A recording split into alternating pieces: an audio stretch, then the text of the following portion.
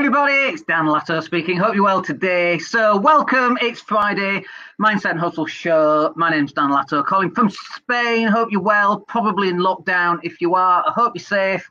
Just speaking to one of my electricians, and the poor soul's got COVID and his missus has got it as well. It's not in a good state. So I hope you guys are all staying safe. I hope you're masking up, you're all hand gelling and you're socially distant and so on. Let's talk today about remote teams, even more, even more relevant is the word I was looking for. Even more relevant in today's economy. Everyone's having to work from home. We are all literally a remote team. I am remote from everybody else. You are remote from me.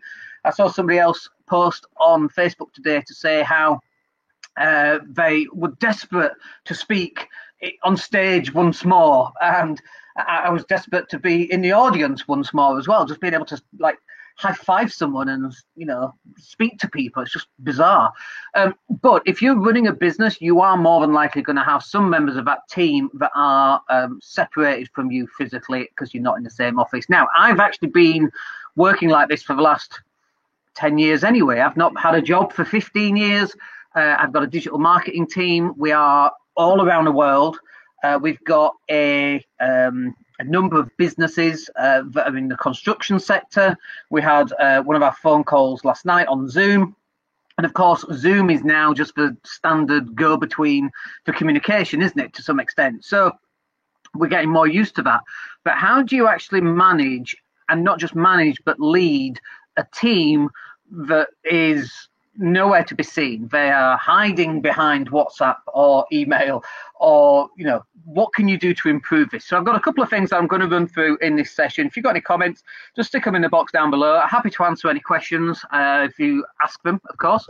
So let's pull up some of the stuff. So let's talk about some of the tools that we're going to use. So obviously, one of the tools that everybody's been using is Zoom.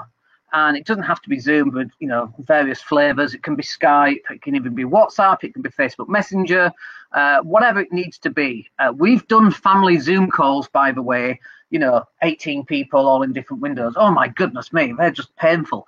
So you need some kind of etiquette as to what you want doing. And in fact, one of the videos that I watched was a guy that pre-recorded Zoom videos, and he wanted to go into meetings and not be on camera, but just have pre-recorded. It was a really interesting video. I'll try and pull it up for you, to kind of pull the wool over his colleagues' eyes, and then afterwards he explained what he was doing. But I thought it was quite funny. But obviously, Zoom, you've got to find a way of making that work for you. And that's one level of communication. But if you're just planning Zoom calls all day long, you're not going to get any actual work done. So one of the other things that you can do is a little bit of software that we use in-house. We use a bit of software called Teamwork. It's project management software, but Asana will also do the same. And there are there's lots out there that you can pick from. So for us, we use Teamwork because of a couple of things. One is task management.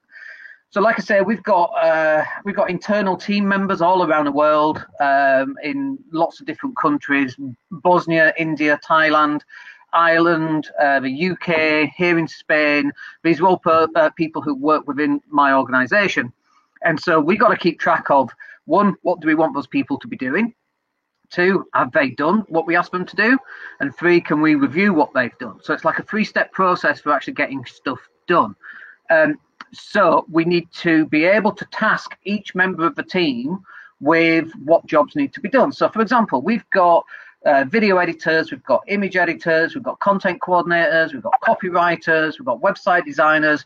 We've got a quickly growing team, but each person needs to be tasked, and then the content coordinator brings it all together, and we use Teamwork for that. And again, you can use Asana. But if you've got, you know, team members in all sorts of different places, you need to be able to get a top-down view of what that's going to look like. And it's almost like building a jigsaw puzzle, and each team member and each task is a piece of the puzzle, and your job is to see the whole picture and know who is the best person to do which task, and task them with that task, and then get it done, and then they come back to you, and then you can review what they've done, and then it can go on to the next stage. So for us, using project management has worked really, really well. Now, as well as creating tasks, because this is how it works. We don't just create a task that says, okay, Mr. Video Editor, create 4 videos. This is the text. This is what I want it to sound like. This is the music. These are the videos, footage that we want you to use, because they might have questions and things. And so rather than then having to set up yet another Zoom call, because let's face it, I think we're all kind of zoomed out a little bit right now with video calls and so on. So instead of having to do that all the time, we use chat software. Look, everybody's used to WhatsApps on your mobile phone. Everyone's used to Facebook Messenger. In the olden days, it used to be text messages. Do you remember the old phones? I haven't got one on my desk, but you had to press, if you wanted a letter T, you had to press T like twice, was it, to get to the T. Do you remember those days? So we're used to communicating via messaging, okay? And so there are messaging apps out there that you can use that just aren't on your phone, but sit on your desktop or your laptop. And so one of those that we use is Google Hangouts or Google Chats, just changed recently. That works very well for us. One of the other ones that you could use is Slack. So Slack is pretty good as well. For us, it's far too expensive because we bring our clients on, we have our internal team on, and it's, I don't know, $6 or $7 per client. And a client might have 4 or 5 team members that also want to be in on it as well. And so it just, our Slack bill would be like, in the thousands every month. It's just ridiculous. So we don't use that. We prefer to use free tools like Google Hangouts, which works really, really well. And don't forget, of course, I'm a tight northerner. There's a saying from Ferris Bueller: if you put a lump of coal up his ass, in 2 weeks he'd have a diamond, because he's that tight. So that's me. I don't like spending money where we don't have to spend it, and there are other tools out there. But so you've got 2 sides here, 3 sides actually. You've got your task management, which is a top-down overall view of what the task actually is. You've got Zoom, which is really used for an overall which direction are we going in, keeping in touch, motivating people. And then the third part is actual chat messaging of some kind, so that you can just share, hey Dan, I've sent you the images, great, let me have a look.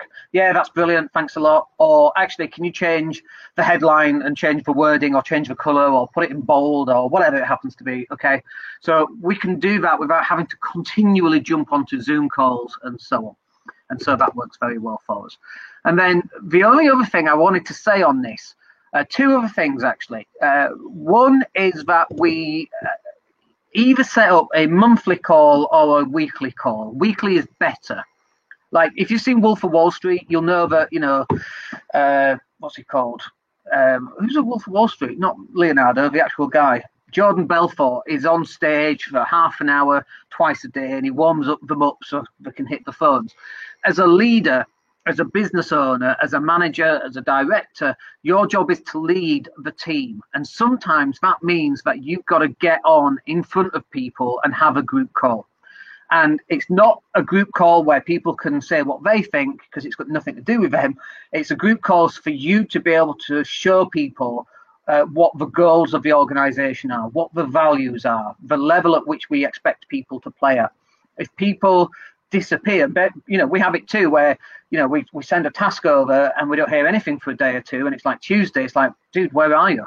Like, you're working from home and we have no issue with that, but you can't disappear for 2 days. And so that has to come through from the top down, i.e. the boss, down to everybody and every single member of the team. And you've got to find a way to be able to do that in a way that everybody's on board. And the best way of doing that is usually through a Zoom call. Like, you could put a message in, guys, can you just not disappear for 2 days? But that's really not going to work and probably just winds a few people up. But Zoom, you can put tonality to it, you can put your face to it, and that works a lot better. So you need like a weekly call, or it might be a monthly call, and this is to establish goals. It's to motivate people. It's to get an update. It's to show what, we've got these issues. These are the issues we want to plug this week, so let's fix these. Any suggestions, let us know. Stick it in a Slack channel called Suggestions, which you can do. And so that's what we do. Now, one of the things I'm really bad at is that I don't do that often enough.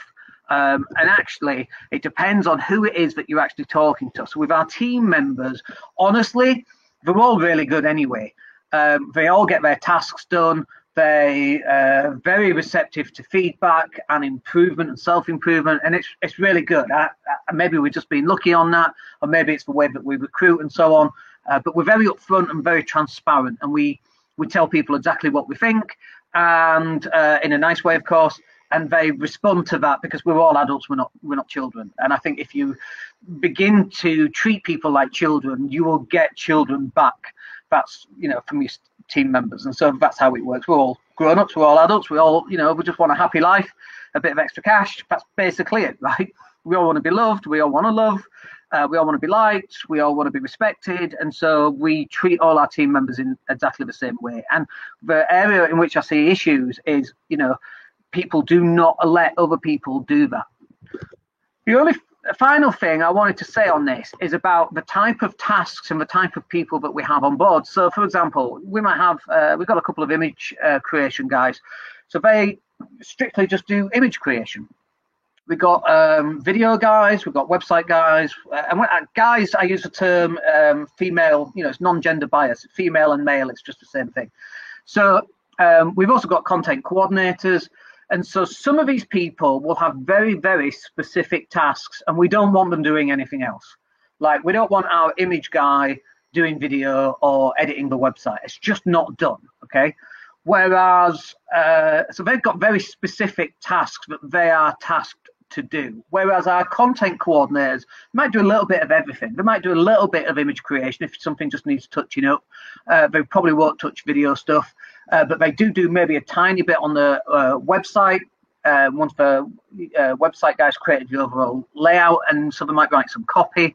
They might also draw what they want the sales funnels to look like, for example. And so they are like a floating team member. So, for example, one of our video guys, he's completely up to date on all his tasks. In fact, finished some tasks earlier. And I'm like, okay, can you go out? I need some extra topics to talk about during the lives because we're going to ramp that up this year. And so I got him tasked with finding out headlines and titles of potential things to go live about. So like this one, for example, how to lead a remote team, is actually his idea. Thank you very much for that, which is really cool. So, he was ahead of the game in terms of getting all his content created. So he had some spare hours. So we tasked him with doing that, which is wonderful. So we do have people who can float from one thing to another, but you should have a mixture of people that can just do one particular task, and then another person who, just mops up anything that we've finished. So one of our content coordinators, for example, is very good at tying up any loose ends in all sorts of different places, and that's what they do. And then you also, so you've got two extremes there. You've got the person who's very, very specific, and then you've got the person who's very broad and can do all sorts of different things. And then in the middle, which is usually more content coordinators, again, they have the ability to edit some images and some videos, although we don't want them to, and they've got the ability to mop up everything else, but we don't want them to. So we've got people both on one extreme where it's very specific, just the same task over and over again, some people on the other extreme where they just mop up all sorts of different things, and then some people in the middle as well. And to build a powerful team, one that, any plates that you're spinning that happen to get dropped, they can pick those up and off you go again. That's a wonderful team that, you should have. And you should also have capacity in your team. So, for example, if we take on 3 more clients this week, we've got capacity in our team right now to be able to do that before we need to go out and recruit some more team members. And that's really how I prefer to do it anyway. It's not as profitable doing it that way, but if if we get a rush of images that need doing, or someone has a bright idea for a marketing campaign, we can implement that in a couple of days. It's really very quick, so very useful. Anyway, I hope that is useful for you. We are live again on Monday on the what are we on Monday? I've forgotten. Let me see if I can see it. What are we on Monday? We're on marketing on Monday. So if you can join me then, that would be awesome. Other than that, have yourselves a great weekend, and we'll speak to you on the next one. My name's Dan Latter. Take care.